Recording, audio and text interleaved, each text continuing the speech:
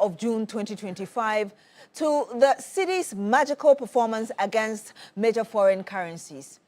But there are still hard questions being asked about whether or not these are reflecting in the lives of the ordinary Ghanaian, and whether this should be that energy, as it were, to get people excited towards the mid-year budget review presentation to be done by the Finance Minister, Dr. Kasiel Atuforsin, on Thursday, the 24th of July, 2025. What are the optics looking like? That's what we want to look at tonight. Hello, good evening, and welcome to Agenda. My name is Beatrice Adu, and as I just told you, tonight we are going to go into the budget presentation yet to be done, the mid-year budget review presentation yet to be done by the Finance Minister, Dr. Kasiel Atuforsin, and how the first 6 months of the Mahama administration has been for you, and whether or not this would make you look forward to Thursday and that mid-year budget review. I do have on the panel with me Dr. Paul Konedu. He's economist and lecturer at Pentecost University. Doc, good evening to you. Thank you for joining us on Agenda. Good evening, Beatrice, and thank you for having me this evening on your program. I have on my left side Mr. Fred Awute. He's a tax lawyer. Mr. Awute, it's great to have you as well. Thank you very much. Of course, we do have a video call as well. Former Deputy Finance Minister, Madam Mona Kote. Good evening to you, ma'am. It's great to have you as well. Thank you for joining us. Thank you. And we'll be joined in studio very shortly as well by Davis Kabo. He's the president of the Federation of Ghanaian Exporters. Remember that we're streaming live as well on 3FM 92.7. Send us your comments and we'll read them back to you. And I want to start with you immediately, Dr. Konedu. And I want to give you that background of the 11th of March when we had the finance minister presenting the government's first budget to us. And of course, he made some commitments, and I want to remind us again about some of those commitments. You would call them highlight in the 2025 budget presented in March, that the focus was commitment to jobs, accountability, and prosperity for all. Also rationalizing the government's expenditure and eliminating wasteful expenditure. Again, optimizing domestic revenue collection, broadening the tax base as well, etc. Again, reducing public debt. And that obviously was beyond the cedi strengthening, which has reduced Ghana's debt as well, and also restoring confidence in Ghana's economy. These are just a few of some of the highlights that we got to know during that budget presentation in March. Would you say that 6 months down the line, we have seen these come to pass, or fulfillment of these? Thank you very much, Beatrice. I think that no government can be able to achieve its objectives or manifesto propositions within the given time frame that it has to govern. But whatever the case, we are looking at performance against the standard, against what was promised us. And as you rightly stated, one of the core goals of this government was to make sure that we bring our debt levels to a more sustainable levels. And for our foreign debt components, bringing our debt levels to a more sustainable levels also means that trying to ensure that the cedi is relatively stable against the dollar, or even the cedi appreciation, which we have experienced about 42% since January. That has reduced our foreign debt component very significantly. So in that regard, we can't say that our debt burden, at least for the external debt burden, has been reduced to a larger extent. Then in terms of macroeconomic stability, which was also one of the key focal areas of the government, inflation has eased consistently from 28% in December 2024 to in June, we had inflation rate of 13.7%, which is very significant. At least we have experienced some macroeconomic stability. And for those that go to the markets, you would bear witness that for some goods, we have had significant reduction. If you take fuel, for instance, in December, we had fuel at the pump, petrol selling for 16 cedis. Now we are buying petrol at around 12, 13 cedis. So we have had some significant reduction in the price of fuel, which is a positive sign. Then in terms of expenditure rationalization, I think that is one area this government has done relatively well. If you look at the planned expenditure for 2024, that was 279 billion. But this government projected to bring it down to 269 billion Ghana cedis. That was a 10 billion cut within the period. And I think that's significant. That communicates to the market that government has intentions to rationalize expenditures. So for you, you think that at least the government is on the path of restoring that kind of confidence we need in our system? Yes, I think in terms of macroeconomic stability, government has made some efforts. When it comes to job creation, I think that is another discussion we will come to, and then bringing about structural transformation of the economy to make sure that we are transforming the economy from a raw material-based economy to a manufacturing economy or an industrial-based economy. I think that is where we have not seen so much signs aside the 24-hour economic policy, which was presented to Parliament recently. But so far, in terms of that transformation, in terms of adding value to our raw material exports, gold, cocoa, and crude oil. In a nutshell, you're impressed? They have done well to an extent, but there's more room for improvement. There's more room for improvement, and I guess you mentioned some other areas that will come to. And Madam Monacote, I'll be coming to you very shortly, but let me just get a quick view as well of tax lawyer Mr. Fred Awute as well. Just recently, we heard Dr. Konedu talk to us about fuel prices, which have reduced. And now you're aware of the 1 cedi levy as well. So it's shot it up in a way to another level that before that came in, we didn't have. What's your own assessment, as it were, of the first 6 months before I go to Madam Monacote? Okay, thank you very much, Beatrice. You see, if you look at government budget and the government fiscal responsibility, the most important thing is how you raise your revenue, tax revenue, because tax revenue is the blood bank of every government. It is out of the tax revenue that you have to spend your capital expenditure, revenue expenditure from. Now, if you look at the budget, you notice that there are certain rationalization of, some tax revenue. Some revenues were removed, and then some were rationalized, and for that matter, it has certain effects on government coffers as well. So you will notice that, for example, you've taken out the e-levy. The e-levy was taken out. And then also, you also notice that betting tax was also taken out, and some other taxes were also taken out. What the government described as nuisance taxes. Exactly. Now, when you look at these taxes which were removed, couple of the fact that inflation has dropped, then also the exchange rate has also dropped. That will mean that when you import, government tax revenue from importation is going to have some low, dive around there.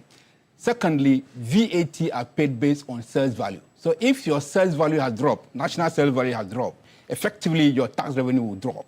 So that brings us to the fact that then government has to look for a way to cover up or recover the lost revenue. I believe that is what they've come to, to bring in the 1 cedi fuel levy.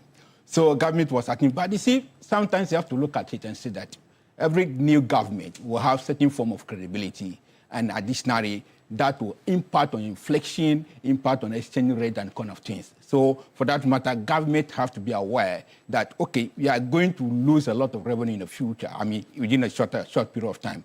And then if you look at it, yes, that expectation was met.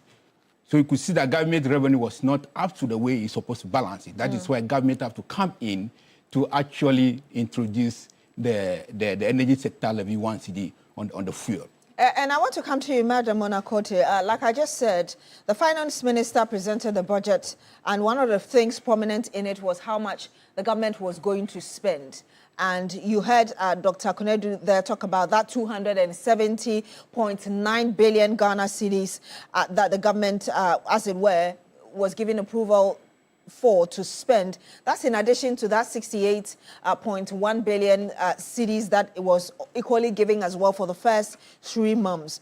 What information have you picked as regards the priority areas the monies have gone into, looking at the kind of economy that this government inherited? Hello to the fellow panelists. Beatrice, definitely there's been a major rationalization of expenditure by the Minister of Finance and his team. One, the gift-miss system has gone into full effect. And I do know from some of the state-owned enterprises and agencies that they have begun to use it and use it well. So clearly, in terms of compliance and control on expenditure, that has started. We do have a moratorium on our debt servicing.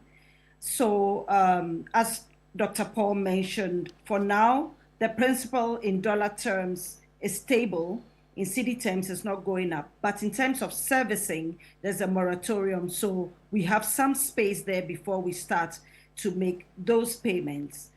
With respect again to expenditure, one would notice that government has been fairly frugal in how they have spent money. I am aware that there have been some cuts in remuneration, which is salaries and wages. There have been some cuts there. I am also aware that there haven't been too many new hires. We haven't seen rampant hiring. We also know that there's been a major cut in the number of managers that we have in all the different sectors of the economy. So there's been some major reduction in that expenditure. I also know that government has continued to seek foreign direct investment into the infrastructure development that they need to put in place and want to put in place to grow GDP.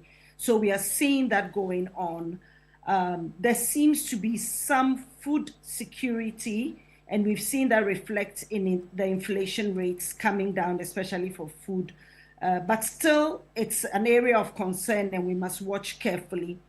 The 24-hour economy, which is more of a longer-term policy issue, will address the areas of value addition with respect to agriculture and also with respect to industry in terms of raw materials to industry. So with that kind of approach, I can't say that within 6 months, you're going to see a massive change in the way things are in Ghana in terms of people's pockets, or let's say the average Joe's pocket. But the policies are being put in place towards all that happening. So we should expect to see less external shocks, stronger food security, and even though there's been a general oil price increase globally, in Ghana, we've seen fuel price going down, which means that the mechanism that National Petroleum Authority is using and also PURC is using for pricing fuel is working. And we are able to, as it were, support the price when it goes up in terms of consumption by citizens. So we are seeing that improvement. However, as the tax gentleman said, some of the taxes that were brought forward in the budget at the beginning of the year in March, they were all not implemented. Some of them were even suspended. For those that went into effect, revenue assurance is going to be important to make sure that they come in. Also, compliance of tax regulations is going to be important. The widening of the tax net on a gradual basis will happen anyway, but surely there is fatigue on the side of those who already pay a lot of taxes. That's the large corporates. End of last year, we saw the extractive industry really contribute to the economy. Prices of gold, cocoa, and so forth continues to go up, and therefore we should see revenue still coming strongly from there. The banking sector is still doing well. We should see revenues coming from there as well. So I do feel comfortable that at the end of the 6 months, we should see an improvement in our revenue collection. I'm also comfortable that we should see some reduction in our expenditure. That is what this government definitely promised the people of Ghana. So we should see some reduction in our budget deficit. The key thing here, Beatrice, is that with respect to currency and the value of our debts and other macroeconomic indicators, the exchange rate dropping steeply is not what exactly we need as a nation. What we need is a stabilized currency exchange rate that allows us to be able to plan forward, be able to budget, be it public sector or private sector. So we are hoping that at some point we'll see some stabilization of this exchange rate.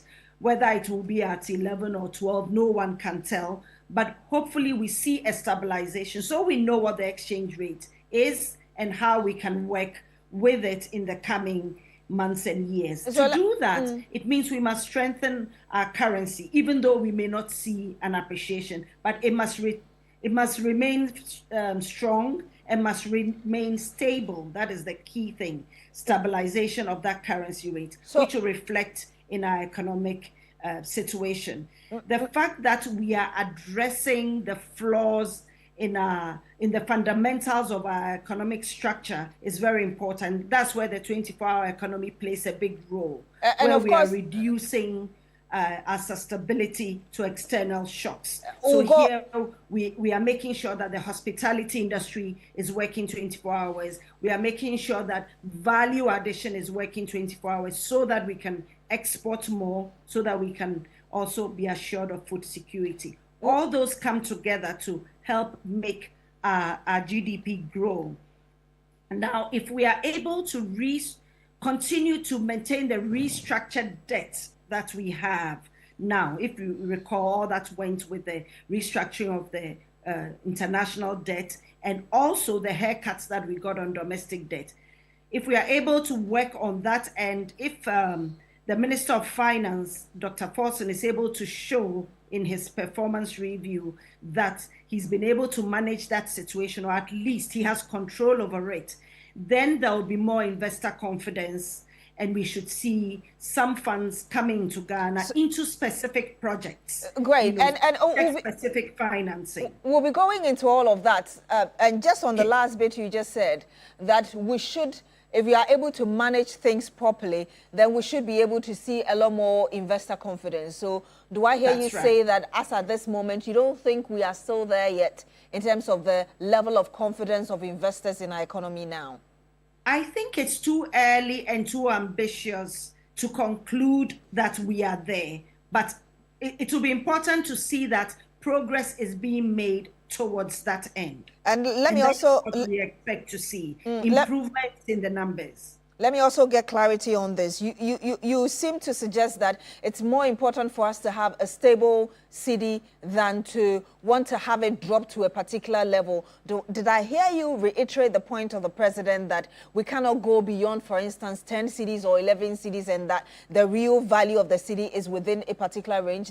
Is that the reiteration you tried to make? Yes, I'm reiterating that in terms of doing business, be it public sector or private sector, it's not about a sharp appreciation or a sharp depreciation of the local currency. It's about stabilizing it. And hopefully we see it somewhere between the 10 to 11 cedi per dollar, range, or whichever range we will see. But the more important thing is that it stabilizes rather than gyrates. So recently we've seen it, the cedi appreciates very strongly. That has hurt certain people, and because of that, if you've noticed, interest rates have not been able to come down. And we do need credit to grow our private sector and also even for infrastructure development. So it's important that we stabilize the currency rather than shoot it in any one particular area. So I am rebutting what the president said, that hopefully we find that comfort range where the true value of the cedi resides for a longer period. Let me get that last clarity before I come to the rest of the panel. You said that indeed, and that was a point that was made earlier, that we've been able to deal with our foreign debt. And I mentioned earlier that, well, perhaps because we've had the dollar or the cedi strengthening against the dollar, that's automatically reducing how much you're expected to pay. But realistically, what is the government doing? Yes, you talked about the government being frugal. What is the government doing beyond the cedi improving and automatically our debt levels going down? Cedi debt level going down, but dollar debt level same. That is same. Now, if you recall, before the end of 2024, the last government had restructured the debt. There was a moratorium on part of the debt, and there was also restructuring of most of it, including some debt forgiveness. So basically, by now, the Ministry of Finance should be working towards making sure that the debt reserve account is being replenished in order that when debt servicing comes due, we will be able to do that. And under the IMF Extended Credit Facility, those parameters are being checked at all times. And I know that Dr. Forson is making provision for debt servicing to be able to repay when time comes. But as of today, those worries have been taken care of by last year's actions that were taken by the former Minister of Finance. So most of that debt restructuring has been done. There is a moratorium, and we move forward. In terms of the local debt, the Treasury bills had the haircuts on the interest rates already. That's been done. New Treasury bills have gone out, and as I indicated, you notice that the interest rates did not come down much. They are still fairly high. So it's going to take some time, but it is not for the ministry to do anything concerning the debt restructuring. That has been done already. What they need to do, and I believe they are doing, is they are making sure that they have enough funds for debt servicing. So the debt service reserve accounts are being replenished in order to take care of debt, so that Ghana becomes what it used to be, the country that never defaulted before. So whilst that is going on, there's also the need for new capital for other projects that will be coming up. And I'm saying that those will then be financed project specific, if you get what I mean. And I'll come... We'll get to that. Yeah. So that will be financed differently. And that is an important part of how we go forward. And I want to come to the panel in studio here. Ms. Awuta, I'm coming directly to you. Like we've just said from the beginning of this conversation, we have seen the cedi gain so much strength against major foreign currencies. And I mentioned the figures, even inflation and all of that. The question is how sustainable these are. And I don't know whether when you heard Madam Monacote there, you had a sense that indeed there's something right we're doing that will make this sustainable going forward. Okay. If you look at the manner in which the cedi has dropped and the way the economy is being managed, for the figures like the exchange rate and inflation to be sustainable, it depends on how, one, expenditure is being rationalized and how expenditure is being contained within the budget, and then also how revenue is being mobilized. I mean, in terms of tax revenue. What is our tax base? And then how do we expand on that tax base? Because you see, if you over-expend your budget, that means that you have spent more than what you have collected. So all of this depended on these two factors. The debt, if you're going to borrow, definitely you have to get the tax revenue to cover up or to recover that kind of the borrowing you are going to do. So it all depends on several factors. Another factor will be how do we implement the 24 hours economy? So when you implement the 24 hours economy, how much is coming to government in terms of revenue? Then how much is going into private pocket in terms of, expenditures? Now, if you're implementing the 24 hours economy, the expectation is that more factories will come in place, more people will get jobs. That will mean that more likely there will be possibility of revenue increase. But is that what we are likely to see? We have seen some interventions in the past, like one district, one factory issue. And I'm sure you heard Madam Monacote saying that the 24-hour economy seems to be more of a long-term thing. If you're establishing a factory, I don't know whether you can do that in 6 months or 1 year. It's not possible, because your question is, how sustainable is this? So sustainability is about how the long-term approach of this. Now, if you are not able to manage your expenditure very well, particularly getting to election year. I mean, we are just about 3 years to the time. I mean, even people start campaigning already. Your expenditure will definitely go up. Now, as your expenditure go up, because you have to actually satisfy your budget, your promise, manifesto promise. Then if you trying to implement your manifesto promises, then you're likely to overspend your budget unless you're able to increase on your revenue. Now, you cannot increase taxes anyhow. For example, if you increase like these taxes we have increased on the energy sector levy, you already have what we call tax saturation in the system. So that will mean that you have to find a way to implement the current taxes we have to enable you to bring in a lot of people. That also means that provisions which we have in the current tax law must be effectively be implemented and be enforced in order to bring those who are not paying the taxes into the tax net. So you don't introduce policies which will draw people outside the tax net. So those are the issues we have to be looking at in order to sustain the benefit that we have so far. Other than that, the benefit will just be a short term. Again, one of the main issues, and that's perhaps my last question before I come to you, Dr. Konadu, one of the main things that the government talked about, even in the first budget in March, was that the concentration was also going to be on domestic revenue mobilization. Within the first 6 months, would you say that the government has been on course in ensuring that we get enough, especially to cover up for the tax cuts? I don't think so. Though we are yet to get the actual revenue for the first 6 months. But, which we'll get to know on Thursday. But to the extent that government will rush to Parliament to introduce the energy sector levy, suggests that government revenue is not doing quite very well. That will mean that the tax net not much has been done in that respect.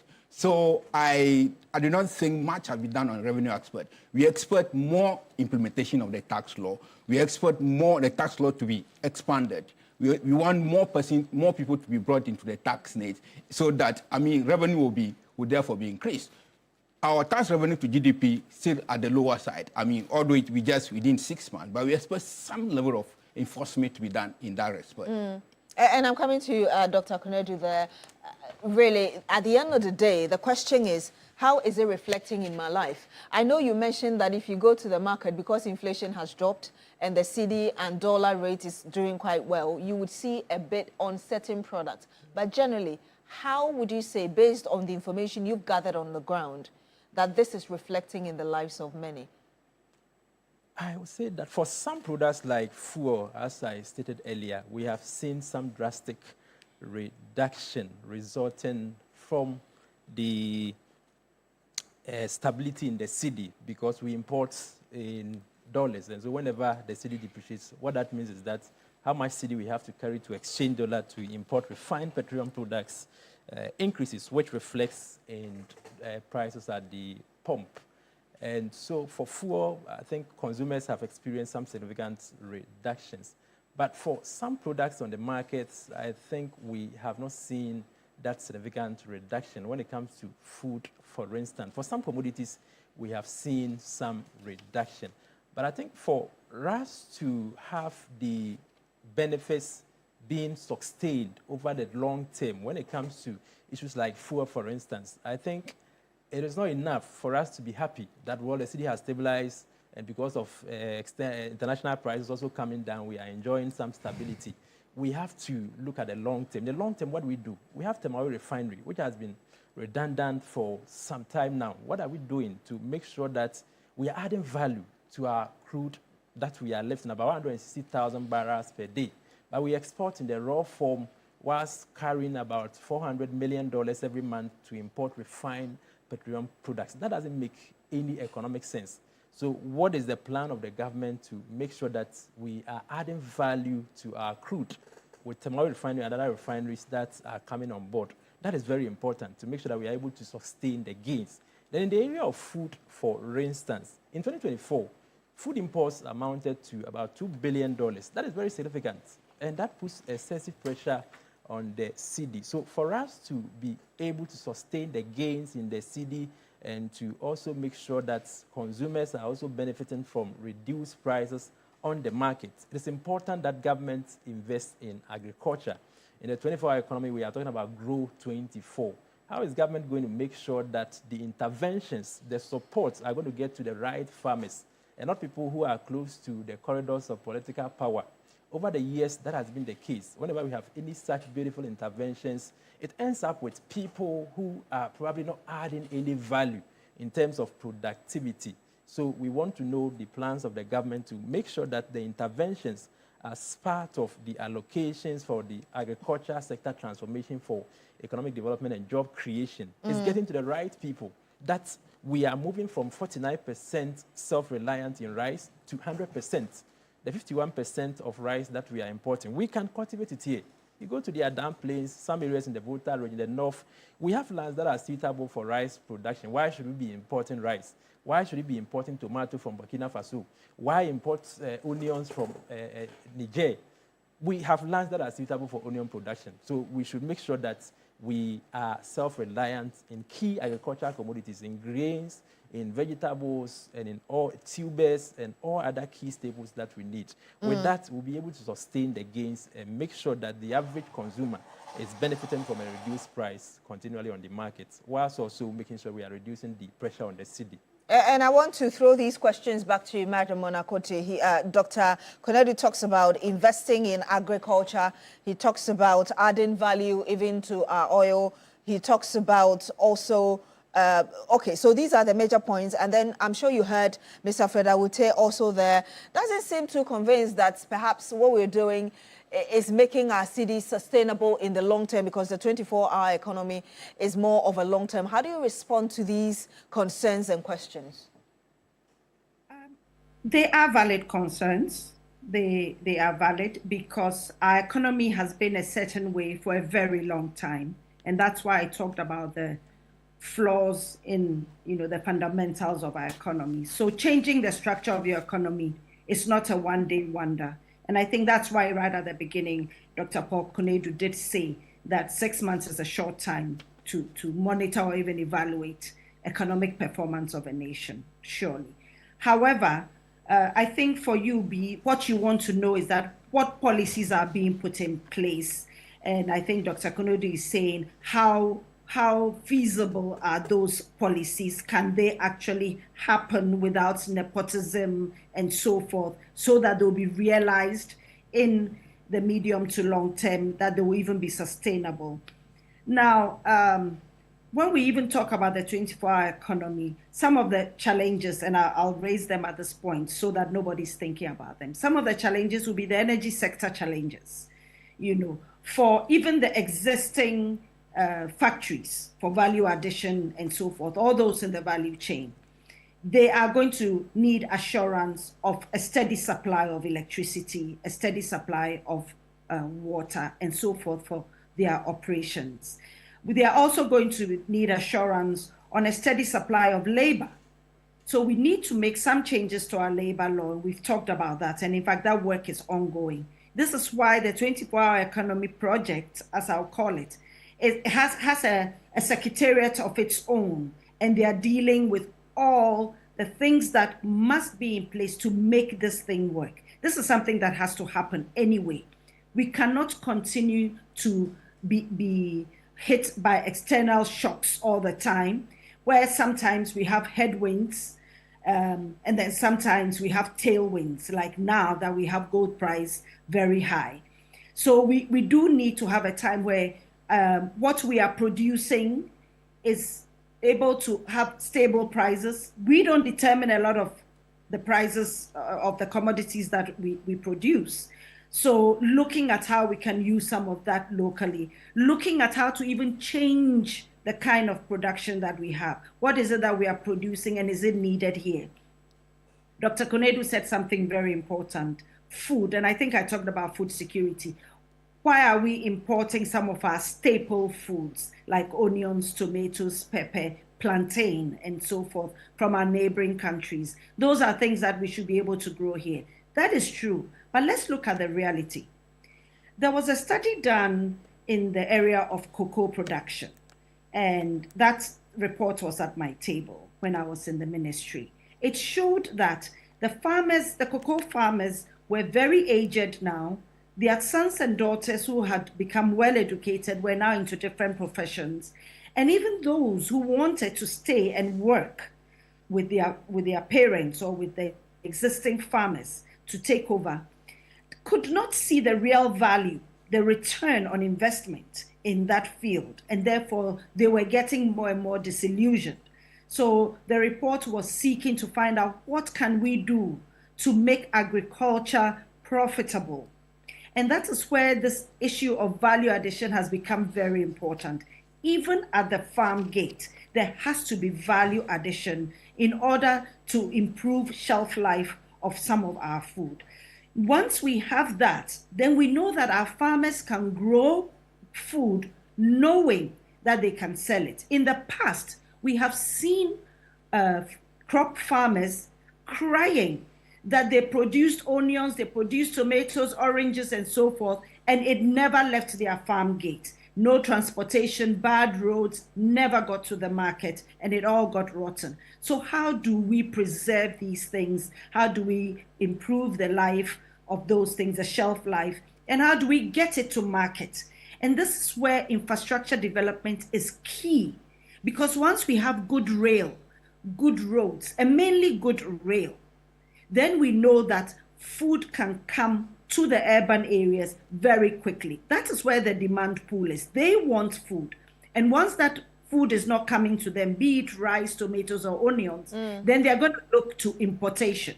So we need to go back to basics on that.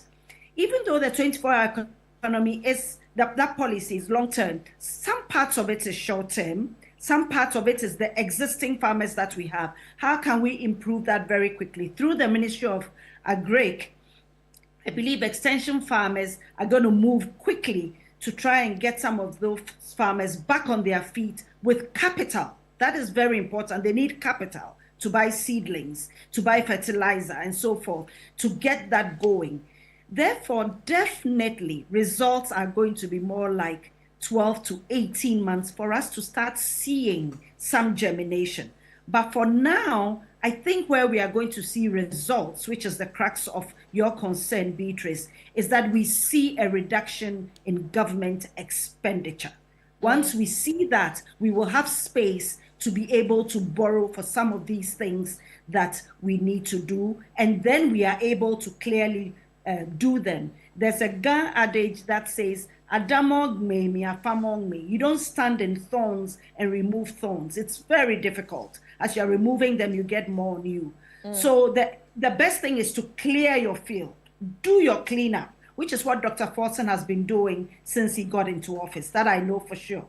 Clean your environment. And once you've cleaned your fiscal environment and you've got your parameters laid out properly, then you can begin to do the work that is necessary for us to see some improvements starting from early next year going, because the situation was dire before we came. Thank God that there was some restructuring of the debt situation, but other things had gone, gone down south. So it's going to take some time, and the policies must be in place. I totally agree with both the tax lawyer and Dr. Konedu that you may not see some of the things now. You may be wondering how some of these things will happen. The Minister of Finance will surely push for more taxes every now and then. He may not get it, but he will try.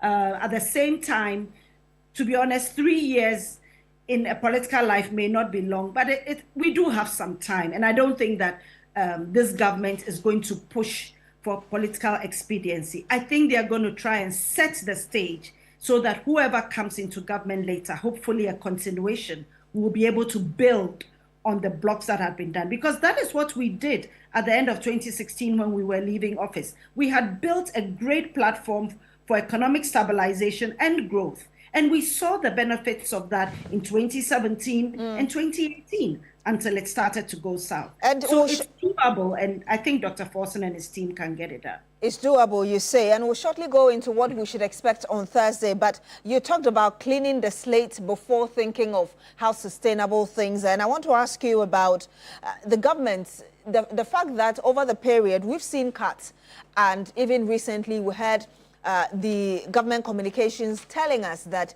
indeed fuel coupons had been cut and other things that the government is doing. I know that there has been that idea that the proceeds will go into the Mahama Cares, but aside from that, where should we expect these cuts to go into, as in the proceeds, and how much, even first of all, do you expect from these cuts or these frugal lifestyles, as it were, from the government?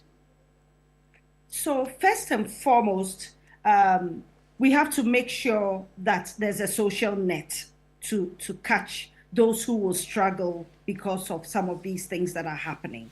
So the LEAP program will continue for the very poor. I know that for sure. And then also there will be support for startup companies and so forth. So the youth especially, they're going to need a lot of support, and some of that savings will go there. But a lot of the savings will go into the debt service reserve account, which I discussed with you, the sinking fund. So petroleum revenue will be properly handled or complied with. If you remember, the Petroleum Revenue Management Agreement shows how that must be done. It will be properly done. A lot of money from petroleum revenue went into this free SHS program over the last 8-9 years. There will be a continuation of that policy, but how it is done and how it is funded will be carefully thought through. It will not just come out of petroleum revenue anyhow as it was done. So we are going to be careful with that. So we will see a continuation of that policy, but the finances better handled. We'll see an improvement in infrastructure, which will help businesses to do well. Hopefully soon, we should see the monetary policy rate coming down so that the commercial bank rates can also reduce.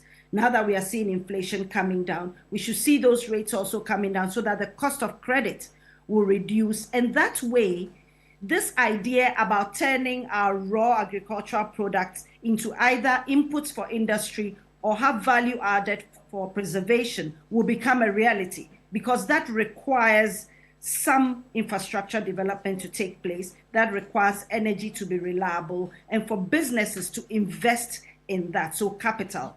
So once I believe that we sort out our debt service reserve issues and we are able to show that Ghana has overcome the default situation and we are now credible, we can then borrow some more. We can do better with assets, that is new assets, improve infrastructure, especially even the Volta transportation business to help, bring produce to the markets and so forth. It's a lot of work. It's a juggling act. It's many moving parts, but all has to be done. I want to talk about Toma Oil Refinery. And if you're able to do that briefly, so I can come to the rest of the panel. Yes, Toma Oil Refinery, just in response to Dr. Konadu, if you recall, that company used to refine crude oil that is imported. They were not refining Ghana's crude per se. And unfortunately, there was no investment into the equipment and so forth there, so they were not being efficient. Now, in a global economy, we as a nation need to sit down and think, what is it that we are good at? What we call competitive advantage. What are we good at? And what we are good at is what we should prioritize. And what we are not that good at, perhaps we should look at other sources of getting that. If we are not good at refining oil or refining gold, we don't have to force to become refiners of that. In the first place, we don't buy the end product. For oil, we buy some of the end product, but not all of it. So really, we need to start looking at our competitive advantages and see where we can do very well and bring in the revenue that we need from non-tax revenue as well. Because I think the tax lawyer was saying is sometimes you're beating a dead horse. You're either expanding your tax base or you're looking for non-tax revenue, which we have seen in the past from the financial sector and from the extractive industry. So maybe that's where we need to put some effort to bring in some revenue, grow our infrastructure, and grow the economy as a whole, and allow private sector to have an enabling environment to do well in. And I'm coming to you, Ms. Awute. You heard Madam Mona Koto say that, well, the finance minister may push for more taxes. He may not get it. Looking forward to Thursday, do you expect some more taxes? And what are the other expectations beyond taxes? Okay, thank you very much. Where we are now, if you look at the number of taxes we have, it's more or less, every tax imposed is like dipping the tax net. The best options of raising revenue is to try as much as possible to increase the tax base. How do you do that? You look at areas which are not taxed. For example, digital economy, digital transactions. We're trying to tax the VAT aspect of it. But because of the income tax, for example, if you take X or Facebook, do they pay their income tax in Ghana. Those are the areas you have to be looking at. Nigeria, for instance, have gone a step ahead of us to introduce a digital service tax. We've been talking about digital service tax for quite a number of years now. Nothing has been implemented in this regard. Then the Ghana Revenue Authority recently attempted to enroll on what we call modified-based taxation to cover the informal sector. But how is that implemented? If you look at India, India has implemented a modified-based taxation to the extent that they're able to roll in or rope in the informal sector to increase the tax base. And it has increased more over 100%. And that has actually impacted on their revenue export. Then also, go to certain aspects of the country. Properties are springing up a lot. And the question is that if you're able to put our property value over 7 million, 10 million Ghana cedis, have you paid the appropriate taxes? What is your tax return? Has GRA checked those tax returns? These are the people who you have to be bringing into the tax net. But there's one aspect to it which you have to look at. Ora, we have intimated that some people have taken government money. The Operation Recover or Loot. Operation Recover or Loot. The tax law provides that to the extent that this is an income to you, you have to pay the appropriate tax on it. Yes, I mean, it doesn't matter. So once you have taken this money to you and you have taken it for you, that this is the money I have received, the government have to find a way to ensure that they pay the appropriate tax. This, if you collect the tax from these guys... Retrospectively? Yes. You can tax up to 6 years behind, backwards. And if you could be wrapping up for me, so I go to Dr. Kunedu. So my expectation from the budget is that government, or the finance minister, must look at a way to increase the tax net, look at the untaxed area, particularly on the digital service tax, particularly on the informal sector, and then also try to tell us how they intend to rationalize the value-added tax. VAT is about 21.9%, 22% if you add the other levies to it. It is very high. It's one of the highest tax rates we have in Africa. So how do you rationalize that? So that prices of goods, though inflation has dropped some of the prices down, people will fare very well and then be able to pay the tax as is required. Dr. Kunedu, what are your own expectations? We heard Madam Monakote telling us that we shouldn't expect the government to be politically expedient. What are your own expectations going into tomorrow, Thursday? It is important as a country we focus on revenue mobilization reforms. It is not acceptable that year-on-year basis we are running budget deficits. At an individual level, when you are spending more than your income, you are irresponsible. In Chi, we say we are kohini. Ghana has become kohini in terms of how we spend. And a lot of the monies go down the drain. Now, with revenues, I think we need to look at the low-hanging fruits. Betting tax, I disagree with the government eliminating betting tax. Betting is a negative behavior. And I think we should have maintained the betting tax. Madam Monakote may disagree with me, but that should be on record. I don't disagree with you. I agree with you. Next is the property rates. We have been talking about property rates for the past 10 years. Every year we have property rates in the budget, but we have not found the structural mechanisms to be able to collect or mobilize property rates.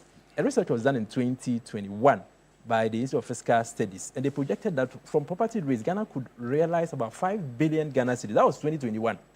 What that means is that in 2025, we should be making over 10 billion Ghana cedis from property rates alone, even if we are charging 0.001%. Look at the properties springing around. The real estate sector is booming. What are we doing to be able to rake in taxes from the sector? Rent taxes. Landlords in Accra now are taking so much. Go to Kumasi and other urban centers of Ghana. One-bedroom self-contained is Legon now going for maybe $1,000. If we are even taking 10% of that tax, you can imagine how much. And perhaps 8%. Actually valuing the properties that are going for that much, whether they should be selling. These are low-hanging fruits, things we can easily go in for. But we are always looking at the formal sector, always burden the energy sector with a lot of taxes. And then the informal sector, artisans, the masons, the carpenters, those working on the POPs, these Togolese, they're also making so much. So let me ask you my last question, and if you could add your final word, and I'll come to Ms. Awute and finally go to Madam Monakote. The other bit is also that we've heard the government repeatedly saying that they're going to pay contractors. We know that the education sector, for instance, there are a lot of monies. Even the GET fund allocation increased from 70 million to now 150 and all of that. How do you balance spending money or releasing money and also checking inflation whilst you're trying to do all of that? If you could answer that in like 30 seconds, I'll take the same. Yeah, what you owe, you must pay. So the arrears owed to contractors, that's about 67 billion. I think we must look at paying. Recently, the minister announced that they are going to pay about 4 billion. That is quite insignificant. So we should look at paying. But as we pay, especially beyond 2025, that IMF is going to be out of town. It is on record that whenever IMF is in town, we are disciplined. Whenever IMF exits, the indiscipline resumes. We should continue to be disciplined and to make sure that we are avoiding unproductive expenditures. And I think we should cut expenditures like the no-fee stress policy, which is costing us almost 500 million Ghana cedis. Graduates are already in surplus, in excess supply in the market. Why do you subsidize something that's already in excess supply? And I want to come to Mr. For a government that is already stressed financially. So we should cut such unproductive expenditures, make sure we rationalize expenditures whilst also paying these arrears. Thank you so much. We'll be able to maintain our stability. Thank you so much. Let me just read about 2 messages from you. Jamal, before I come to you, Ms. Awute, Jamal Abdul Nasir, the city should appreciate further to help reduce our external debt. Also, Agongo says, Atuforcing is forcing. Leave him alone to push Ghana beyond aid. Also, Richmond says, Paul Apia Konedru, author of The Magic Money Tree, making impact. Okay, there is good evening, Beatrice and the panelists. My expectations from the budget is to rationalize the VAT. And then Benableo says, because most politicians own most of the properties. If you could in like 20 seconds, and I'll get the same 20 seconds from Madam Monaco to your final words, sir.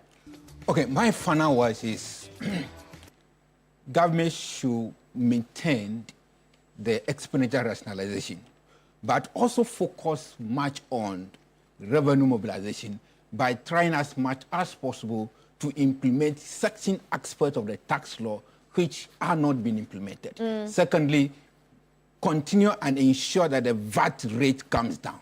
It's just too high. The VAT rate must come down. Madam Monacote, in like 20 seconds, your final thoughts.